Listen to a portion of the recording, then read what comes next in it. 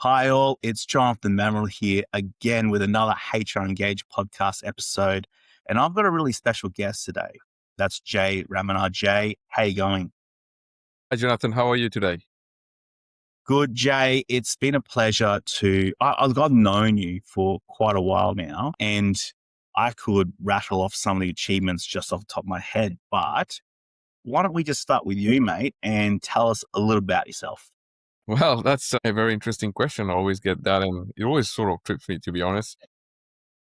What can I tell you? At the moment, let's start with now. So at the Yep. moment, I am running a consulting firm called maxstaff.co. So that sort of is a culmination of a lot of my experiences over the years in technical industries, oil and gas, mining, and education, training, and people side of the business, and trying to bring solutions to the marketplace in a time of change, time of labor skills shortages, talent scarcity, mobilization and migration challenges. We're also talking about the advent of AI and technology in different workplaces. So, unlike many of your guests, I guess the way I look at this question is from now backwards, so I'm not going to start from, when I was at school and what happened. But if you sort of rewind, I've spent a fair bit of time in banking. I've done a bit of time working in education and people management type industries. I started my career as a teacher, secondary school teacher in science and technology. So STEM is really my forte. And prior to that, in my past life, I like to say I've been doing quite a lot of work in physics. So I graduated as a physicist, astrophysicist, and started research in that area. And then that morphed into who I am today. Yeah. So unusually, I'm going backwards with that answer. Well, you've got this science background, which really evolved over a period of time, but you've held executive roles, you've had people management roles, just this journey that you've had so far, which has led now to Max staff as a combination of all that.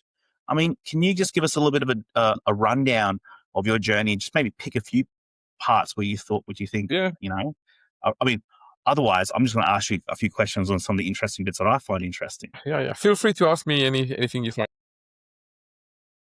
Well, let's start with that. So that science background, you had that Yes. science background, you were doing a lot of research, and then what happened at that point?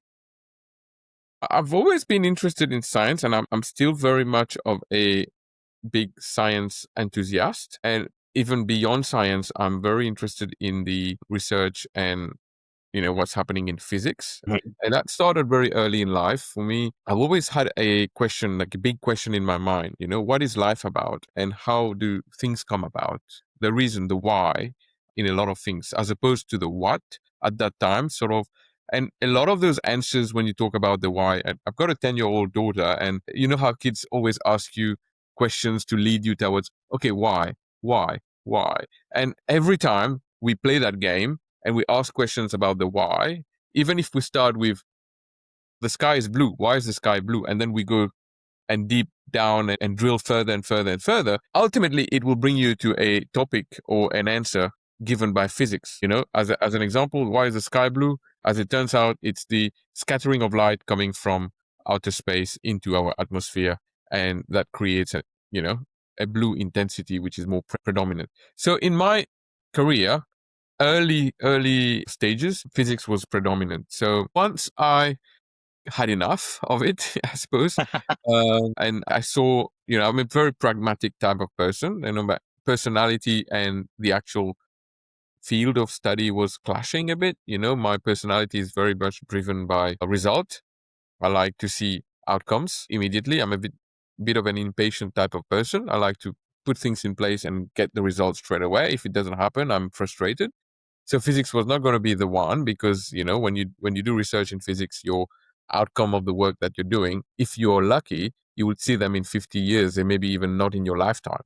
So it clashed a bit. Career aspirations, I wanted to earn money, more money. I'll be honest, you don't earn a lot in as a physicist.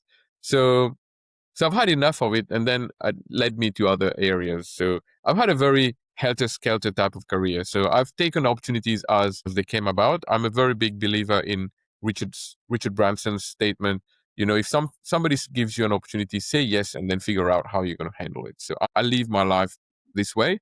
It hurted me a lot as well. I've led me into some areas and rabbit warren that I didn't want to go to, but in general, I've taken the opportunities that came about. So it led me initially to an organization called the British Council, which is like a DFAT type organization that works in leadership and culture. So that was a charity, by the way. So run as a charity, no profit making enterprise, but very much driven by engagement and people improvement of their lives. Then led me to banking. Banking, you start getting very, the rubber meets the road when it comes to stability, money, engagement of people, and talent management. So I encountered HR and talent management there. Great university, Barclays University or Barclays banking industry. I'm using the word university in the sort of loose way here. Yeah. Financial crisis came about. Then I moved to Australia as a migrant. You start with your sort of baton in your hand and you start walking the streets of Brisbane and try to get a job and all that stuff. That led me to some work in training and actually lecturing in RTOs in around Brisbane. After that, I got the first sort of breakthrough into a compliance business, running professional development and talent management and that sort of thing. So this led to many other businesses or many other areas. I ended up being a superintendent in the field for an oil and gas company, and came back to Brisbane. That was working out west in the in Surat Basin. Really, that's a great experience where you actually get to work with people who are actually making things happen on the ground. Safety then becomes really important and all that stuff. So if you ask me, yeah, I would say very much of a helter-skelter type of career, but there is a one single line of thought that goes across it ever since I left physics. It's been people and people management. And that's one of the things I want to ask you about, because it's one of the reasons why I wanted you to come onto this podcast. Human resources, after many conversations with you, I know is a huge passion of yours. It's a massive, massive passion of yours. But before I ask you about that passion, I wanted to ask you one quick question. You've had, general manager roles, you've had executive roles, you've had even talent development, business development, and HR roles. What, in your view, is the difference between having a pure HR role or people and culture role comparative to, let's say, a general manager role or something along those lines? What in your view is the difference in that? I don't think there is a major difference, and that I'll be sort of a bit controversial here, because I would say the people that you employ and you engage with to run your business, they are essentially the heart of your business. And so as a general manager, if you don't have a HR competency or skill set, I think you're starting on the back foot. You're basically delegating quite a lot to traditional HR support functions. So my view on things is there's no quite difference. Actually, the best performing general managers, CEOs, and MD, for me, have got the best the ones that have got the best people skills. I worked with a CEO along the 2010, 2012 period, and he used to finish the week by meeting every single member of the leadership team and say, thank you for the week. That was a powerful message for me, for someone saying thank you for the week. It has got no monetary value. Yeah. It's effectively just a recognition that you've put in efforts. Everybody has put in their efforts during the week. Whatever happened during the week could have been a successful week, could have been a challenging week, could have been a abysmal type of week for the business. But thank you for the week from the CEO means they have people at heart. So there's no difference in my mind. Wow. Yeah. Thank you for the week. Yeah. That's pretty. And it's pretty powerful. So interesting. It's pretty powerful. It's really powerful. We've had I know your history and the amount of roles and work you've done across so many different industries. I know you got a real affinity for oil and gas in particular, but I mean, you've worked across education. There's just so much that you've done. And that for you to say, well, yeah, I have, but actually I don't see a huge difference between a pure HR role and these other manager roles because it's still people at heart. Absolutely. 100%. I mean, if push come to shove, if the business has to go to Fair Work and has to fight a case in industrial relations, who are you going to send?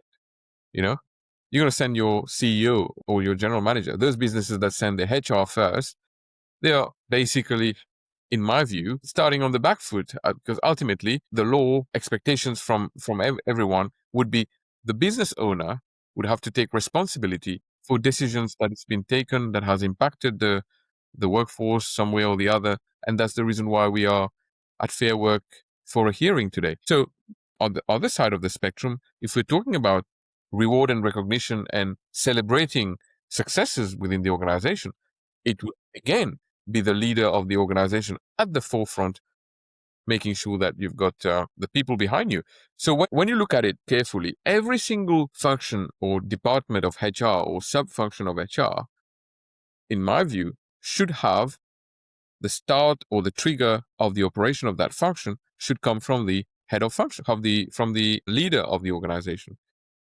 Think recruitment. If you're thinking about recruitment, many organizations will have their final interview selection process being done by the CEO. I hold it view to that. I think the CEO or the leaders of the organization, if not the CEO, the leaders of the organization should take part and parcel in every single part of the process, including advertising, shortlisting, first interviews, phone screening. That way, you know that you're not missing out on the nugget that the junior HR person may not identify for your business. And that nugget of a person could start at graduate level and eventually in 20 years replace yourself. You know what I mean? So if you don't have that insight and you don't have participation from the leaders at every single function that HR is leading, in my view, you run a sort of a parallel organization within the business. It's really interesting. Yeah, really interesting. That's my opinion on it. Yeah.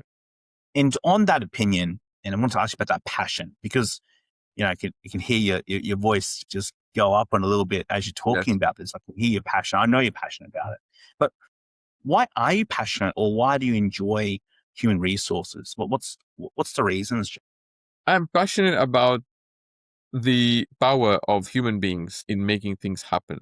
I'm passionate about how if you do it right, and if everybody around the table are making the right decisions and structuring the right from the moment of writing the job description to the moment where you're actually rewarding people and managing people's performance and so on, how it works in a sort of beautiful way, like taking me back to science, where the science doesn't fail. And in human resources, if you do it well at every stage of the process, you get what you expect, which is beautiful performance, incredibly passionate and engaged human beings in the workforce. And you can run your business or your enterprise, even if you're looking at a government institution, you can run it with your eyes closed in a way, because you know at the back of yourself, you rely on a team.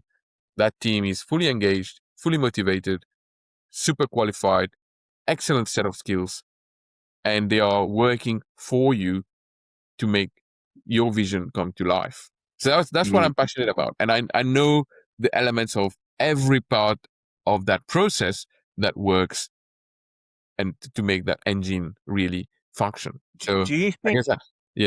I'm looking at it as a scientist, isn't it? My answer is very much like, what is the science that make people work? And there is a science. And I can see that. I can see that synergy that you put together, right? Because you approach it in a very different way to a lot of people that I speak to, which is actually not a bad thing, by the way. It's actually a very, very refreshing thing to hear. I want to ask you another question on that.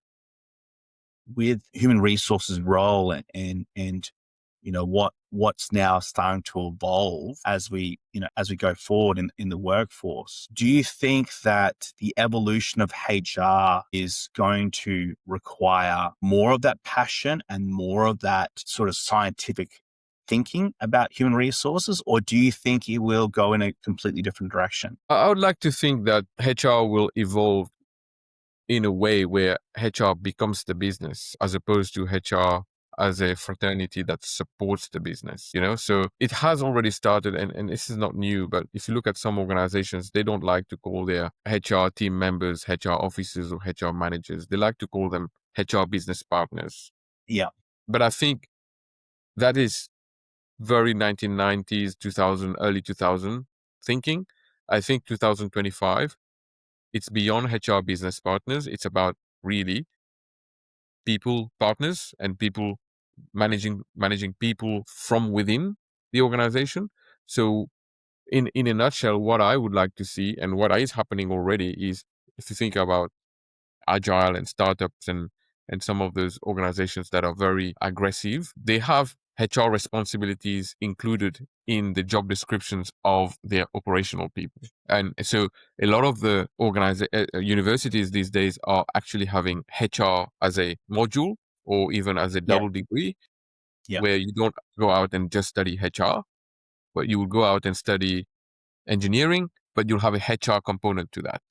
Or you'll have a HR component to that, people management component to that, So the evolution of HR is, in my view, is taking away from having a set of people sitting on the side supporting the business to the roles are actually distributed within the business.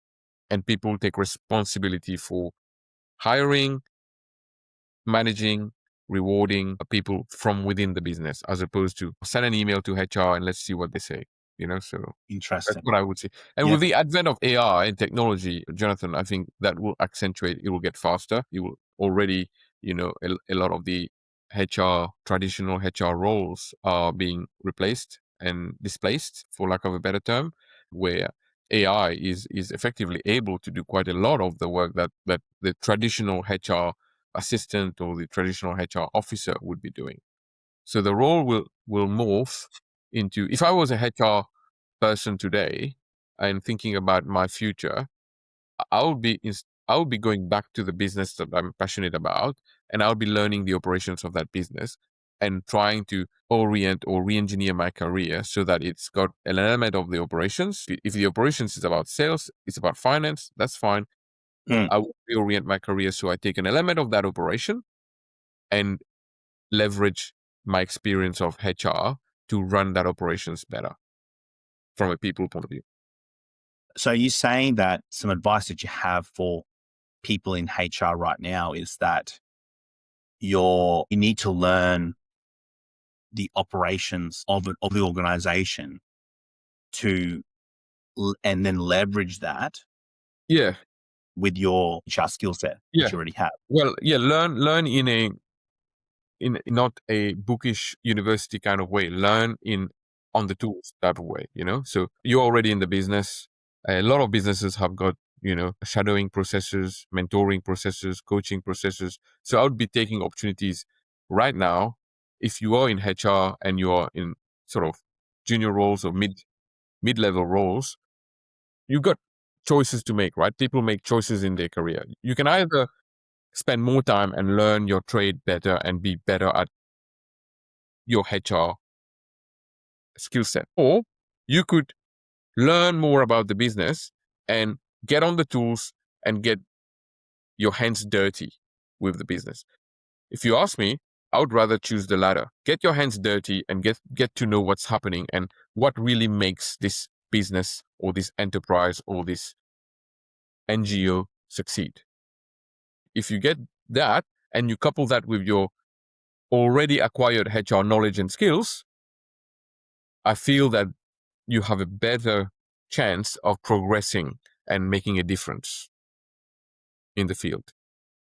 I think that's quite interesting for you to say that. Is your view that being more generalist will be more palatable or be more useful than being a specialist, considering technology? There will always be a need for specialists.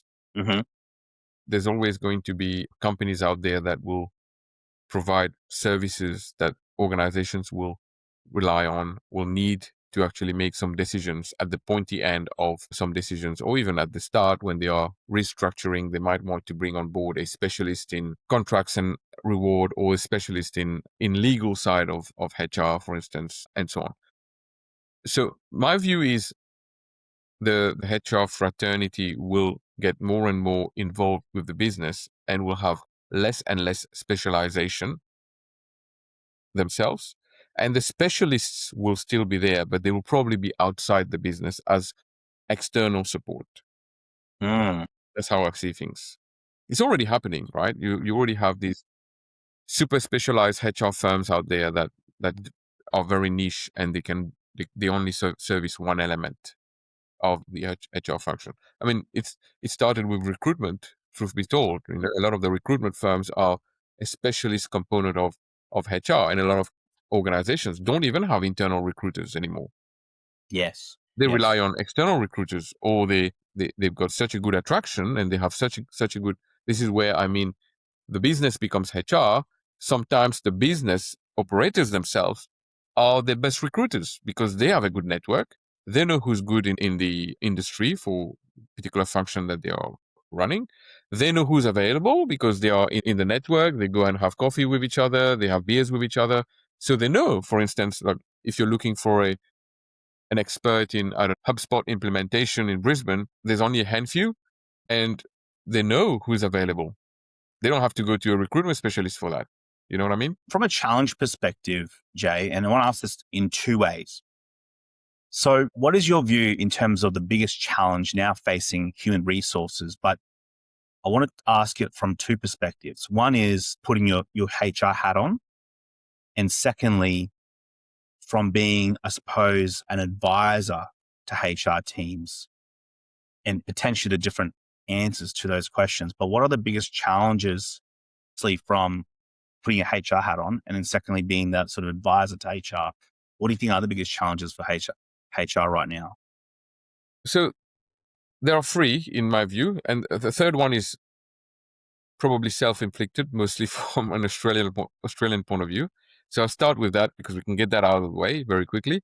So the third one, Australian specific, self-inflicted, is IR and industrial challenges, right? I knew you were going to say that, Jay. I knew you were going to say that. You know where I sit on that, but at the end of the day, it's, in a time of shortage of skills with advent of technology and so on, HR has to also deal with the challenge of, the right to disconnect, the new type of laws out there with regards to casualized employment, sham contracting, and sort of, for good or bad reasons, those have been implemented, but now HR has to deal with it, right? New laws regarding sexual harassment and bullying and all that stuff. So that is, in my view, a third element, which is there. It's self-inflicted, but it's Australian specific. A lot of the other countries don't deal with that too much, right? Number 2 and number 3 in priority order. Number 2 will be AI and technology. The advent of AI and technology, not only in HR, impacting the HR fraternity and their functions, but the AI and technology as a whole in the industry. Understanding how to recruit the right people with the right skill set as this AI and technology is evolving so rapidly is a big challenge for HR right now, because they themselves sometimes may not understand what is the quantum technology and how do you recruit someone in an IT related environment with knowledge and skills to operate quantum computers, and so on and so forth, So number 1, in my view, and it's a global phenomenon, is shortage of skills. Okay, so we got shortage of skills across the globe. In Australia, it's palpable. You can feel it. You can hear it every day. You go in businesses, they talk about the lack of skills to do the work, right? I consult through MacStaff, my business, with a number of clients, and every day we talk about how best to attract skills and how to retain talent and develop talent so we can have an engaged workforce. That, in my view, will be the number 1, right at the minute, number 1, and for years to come, challenge facing the HR environment, the HR world. Talking about those 3 challenges, in your view, how are HR tackling those 3 challenges right now? If I start with the first one, not really tackling it. It's like robbing Peter to pay Paul in a lot of in a number of ways. You talk about the skill shortage? Are you talking about the skill shortage? I'm talking about the skill shortages. Yes. A lot of the companies are putting adverts out there on platforms such as Seek, such as all these HR recruitment platforms where they are only targeting active job seekers and offering 20% more in terms of what they are earning from the other company. So that's what I call robbing Peter to pay Paul type of scenario. Some organizations are working in developing talent from sort of lower levels and even mid-tier professionals and developing them and trying to retain them and attract them and keeping them on board. Not a lot. I don't have the data on it, but I would say not more than 20% of organizations that I know of are actually actively working in L&D and talent development to truly develop the people in a way that they will be useful for future work. They put people on courses. Don't get me wrong. L&D is a big industry in Australia. They put people. They will buy courses. They'll put people in MBA courses. They'll put people on vocational education pathways and so on. 100%. But how many of those pathways actually lead to better job outcomes? That's a big question, right? Ooh, that's a good question. So and how are they tackling some innovative organizations looking at opening the doors to different types of contracts? And that's where I mentioned the third challenge is a challenge that's self-inflicted, because now as soon as you start talking about opening up the doors to all sorts of different contracts, then you have a challenge that is, what about contractors being perceived as being employees as per Fair Work? And you need to navigate that because that's a law. You cannot just turn your blind eye to it. So it becomes a challenge, which is brought about by the fact that you are thinking out of the box and trying to solve the shortage of skills problem. But there are others that are also looking at offshoring, outsourcing, and various ways of looking at their core functions to break down their functions in such a way that you can then look at several ways of making it work for you profitably. How are HR or businesses tackling the second challenge, AI and technology? Watch and learn. Yeah. Watch and learn and see what's happening. So try to copy what others are doing. A couple of months ago, even maybe 1 or 2 years ago, ChatGPT was a buzzword. It was a new phenomenon. And now a lot of organizations are using ChatGPT internally, at least as an augmentation way to augment it's not frowned upon, for instance, too much as it used to be, where people are saying, you're just putting it on ChatGPT and copying this and sending it to me. I could have done it myself. But there is a skill that goes into how you make the most of the AI. But AI and technology, Jonathan, I keep on saying, is not just ChatGPT. That's just the tip of the iceberg. Yes. AI and technology, you go further down, you look at MLM, which is the large language models, and how to create algorithms to solve your processes and procedures internally in an intelligent way. And you go even deeper, you look at machine learning, you look at neural networks. How are they tackling all this? Nothing, not at all, So that's where I say it's watch this space, watch and learn, try to copy what others are doing. Yeah. I think that's a very technology. I think it's a huge challenge that really I haven't really heard of anyone come up with the silver bullet solution. I think there's solutions that are a bit more specific and personalized to people and certain organizations, but in industries. Right. I don't think I've heard anything, going, this is the thing. Exactly. And I think, Jonathan, this is where Australian businesses are sort of, in a way, missing the boat again. Yes. With regards to development and technology. You just have to go north to Asia, Singapore and Malaysia and even Philippines, and try and find out what's going on in AI and technology there.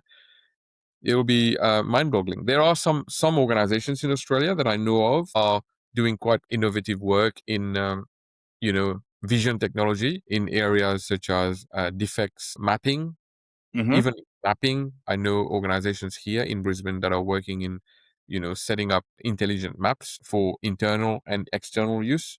So those types of things are happening, but there's robotics type work happening in Queensland.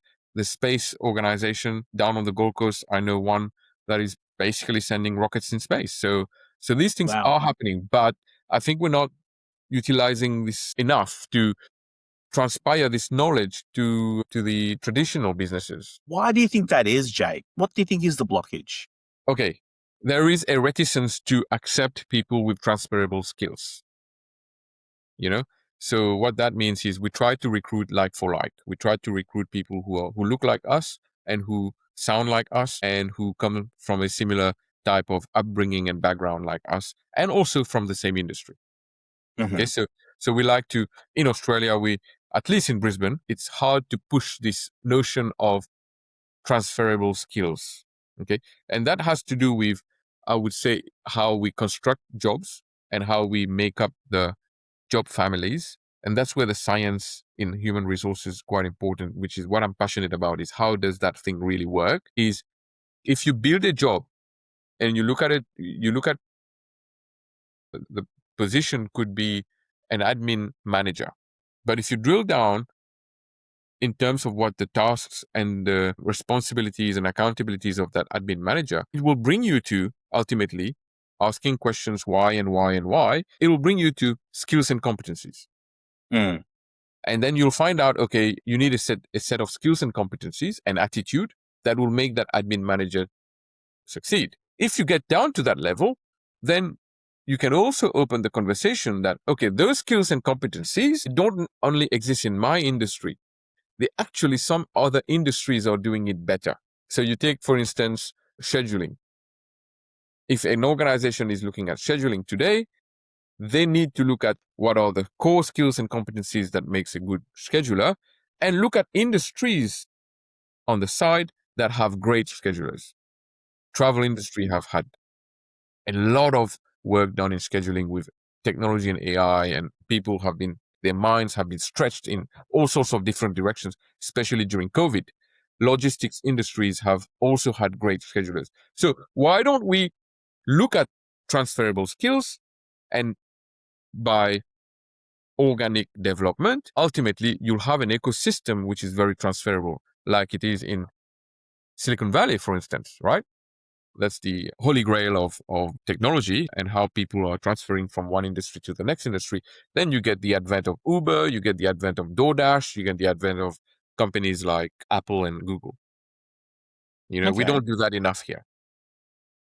Okay, really interesting perspective there. What is the one thing about human resources that people might disagree with you about? I think people will disagree with me on that sort of notion that I just talked about, which is, think out of the box and recruit people with diversity and recruit people with, when I say diversity, I'm using this word more from a variety of skills and traditions and experience and attitude and everything, right? Not being siloed into, okay, just diversity as it is being used in United States right now. Yeah.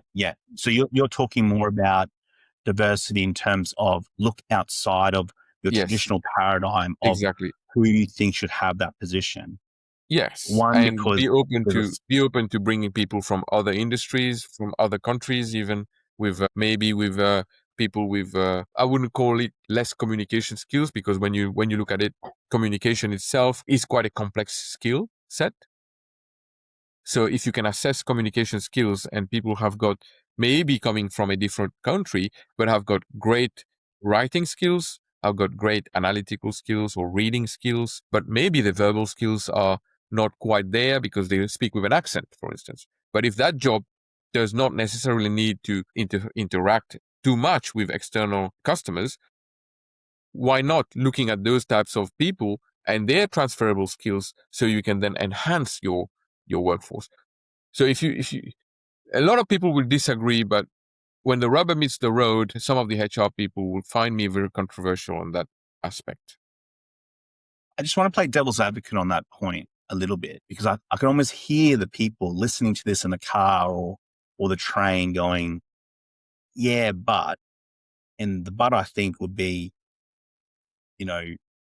there is a risk. And maybe some people have had that experience where they've had a bad experience of hiring and taking that risk. Maybe someone who's from a different industry, who doesn't know the industry as well, or someone that is from overseas, from a different country, or someone that is from even a different state of Australia or a different city or something along those lines. What do you have to say to them who Yeah. do say that? What are your thoughts on that? You mean, what do I need to say to the naysayers? A little bit, yeah. No, look, joke aside, I think if you think about people business, and this is what makes it interesting, what makes me passionate about this industry, is there is an element of uncertainty, an element of risk, and an element of, whatever you do in the people business, there will be an element of failure that will have to be accepted.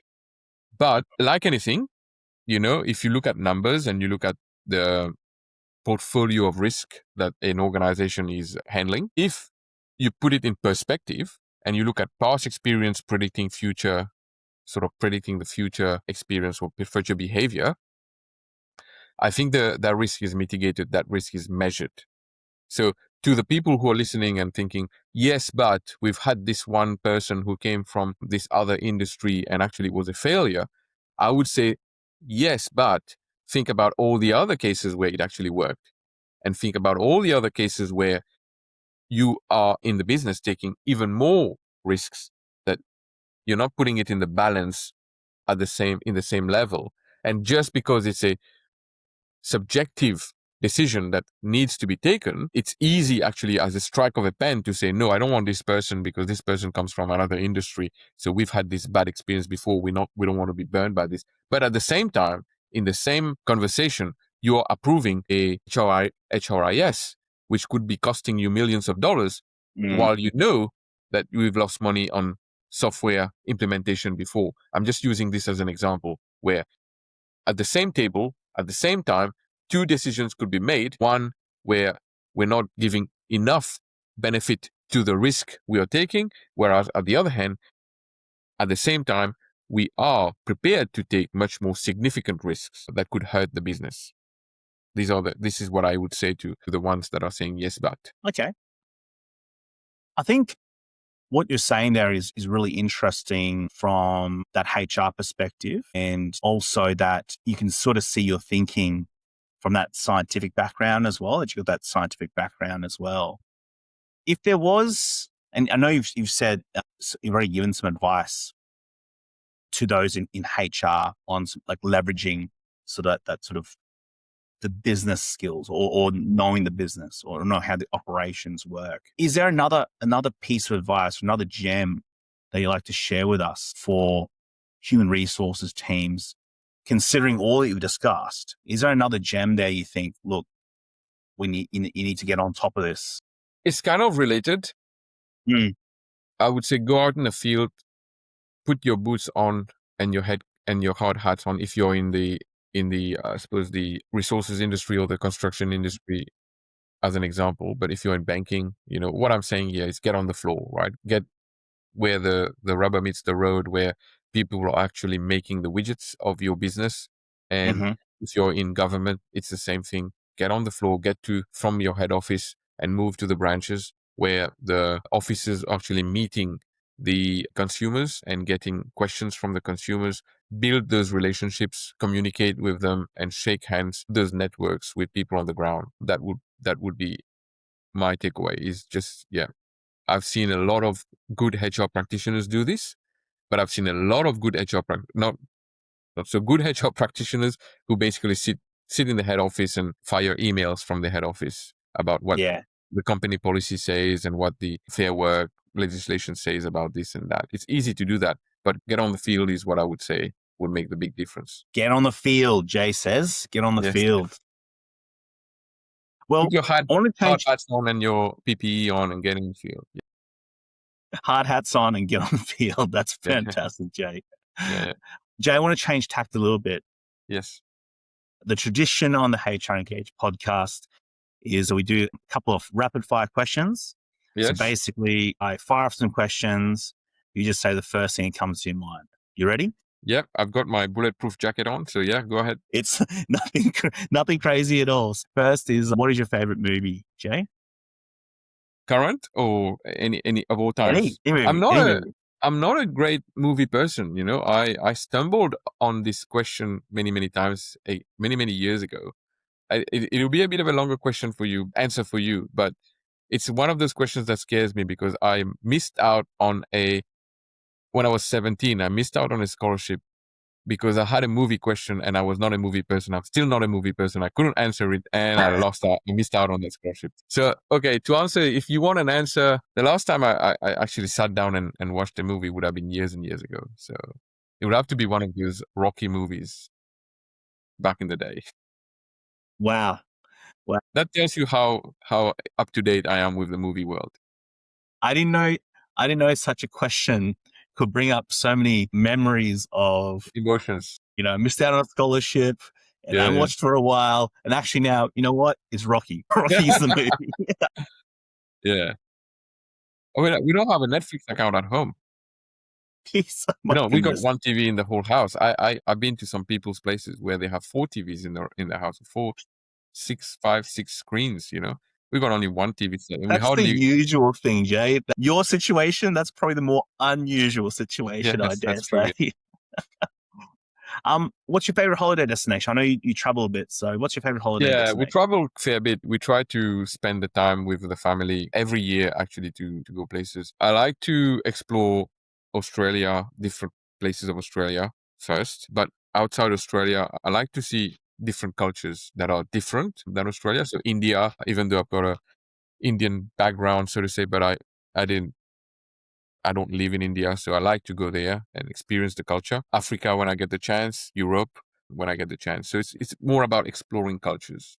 That's pretty amazing. Apart from family and friends, who has inspired you the most? I read quite a few authors, and I've been inspired a lot by Nelson Mandela, probably because where I come from, Southern Africa, southern part of Africa, not South Africa though, but in that region. Mm-hmm. But he had a lot of influence on that region, and also the way he took South Africa out of apartheid and brought them to where they need to be, the sacrifices he has made personally for it, and the writings that came out of it that he himself has written. I would say I took a lot of inspiration from Nelson Mandela. Pretty Madiba. amazing. Yeah, I'm a pretty amazing person. Yeah, yeah. What's a thing that you do outside of work that you're passionate about or sort of keeps you going, Jay? Well, look, I have got a 10-year-old daughter, so I spend a lot of my time guiding her around like a taxi driver. So a lot of the middle-aged dads will tell you that it takes a lot of. I mean, you're the same, right? You got 3 girls, Yep. so Right. I'm assuming you Four girls, Jay. 4 Don't girls. remember. Yeah, so Yeah, can't remember. Can't forget the fourth one. one, yeah. So you'd be spending a lot of time on the road. So same. It's very rewarding, It is. and you sort of live your childhood a bit through them in a vicarious kind of way, So that's what I'm passionate about at the moment. Yeah. Nice. Lovely. And tell us something about yourself that people don't know about you. It's going to be a little bit hard to find something that people don't know, because everyone I meet, I talk to them and they talk to me. We're very open. So maybe where I come from, not a lot of people know about it. And a lot of people look at me and make assumptions that, oh, you're from Sri Lanka or from India or from Bangladesh. Actually from Africa, which is a quite surprising island. I come from Mauritius. So grew up there and born in Mauritius and grew up there. So I'm very sort of tied to the island. And yes, and then moved to Australia in 2009. And very soon I'll be clocking more years that I spent in Australia than I actually spent in the place of birth, which is quite interesting. Yeah. That's probably something that people don't know about me. Yeah. Yeah. I mean, you're getting close to that. And, Yeah. that's that. Look, it's, I think a lot of people would be surprised by that actually. So, Yeah. Before we finish up, if you could recommend a book or a movie, TV show, podcast to listeners, what would it be and why, Jay? I will recommend 2 books actually. I Okay. will recommend the book by Dale Carnegie, How to Make Friends and Influence People. So that's number 1, a book written long time ago, but still relevant. And all the chapters in there are very relevant. Number 2, The Goal by Goldratt, Elihu Goldratt, who was an Israeli physicist who actually went and solved an operational problem for a factory and utilized the theory of constraints and lean management back in the day to actually solve their operational challenges with what is now known as the theory of constraints. So if you're in business, there is an operation that's happening. I would recommend the goal. At the same time, you're dealing with people and you need people to be able to work on your behalf and make your vision come to life. I would recommend How to Make Friends and Influence People by Dale Carnegie. 2 good books that I think listeners of the podcast would, should dig into if you haven't already. Today's been, a really good session. I knew that having you on the podcast would be really interesting and you'd bring something completely different to other guests. And I don't think that wasn't going to be a surprise to me. Maybe for others, if it has been. You come from a, very non-traditional background, lots of operations roles. You've got executive roles. You've had on the ground roles. You've had people and culture roles, HR roles. You've been in CEO positions as well. That doesn't surprise us then that your advice is pretty much for HR to get on the ground. I think it was put your hard hat on and get out in the field to combat some of the challenges that you see are quite prevalent going forward for business and industry, but in particular HR, which you said is going to be affected, disrupted, however way you want to put it forward. But you also said in particular that getting an understanding of the operations of the business will give you an opportunity to leverage also your HR skills, and that will probably work into the evolution or natural evolution of HR, which I thought was, really interesting to put that perspective forward. Jay, it's been an absolute pleasure having you on the podcast. And before we let you go, because I know you're a busy guy, but before I let you go, I'd like to get a quote or a moment of inspiration you'd like to leave us with. Put me on the spot. Let's repeat that. Put your hard hats and your hard boots on and get in the field. Yeah. I like that one. That's really good. You should trademark that or something, right? Yeah. It's been a pleasure, Jonathan. Always a pleasure to sit down and have a chat with you. So yeah, thank you for inviting me and allowing me to share my thoughts. Really appreciate it. And best of luck with everything else you're doing, which is amazing for the HR fraternity as well as the legal fraternity in Brisbane, but also outside the city into Australia and the world. Thank you. Thanks for the kind words, Jay. And so, of course, as always on the HR Engage podcast, if you're listening in the car, listening on a train, I know a couple of you listen to the podcast on a beach in Thailand as well. By the way, that's really, really specific to let me know, but thank you very much anyway. I hope you keep on enjoying it, but we want to get this out to more people in the HR space, more HR teams. So like, follow, subscribe. We're all on the channels. You know what it is: YouTube, Spotify, Apple, all the things. Just like, follow, subscribe. Get on there. Hit those buttons. Hit all those buttons. Hit all of them. Share it with the world, because the more people that can listen to people like Jay, we're going to get a lot more out of it. Remember, it's the HR Engage podcast is by HR people for HR people. As always, I'm Jonathan Mamaril, the host of the HR Engage podcast. Speak soon. See ya.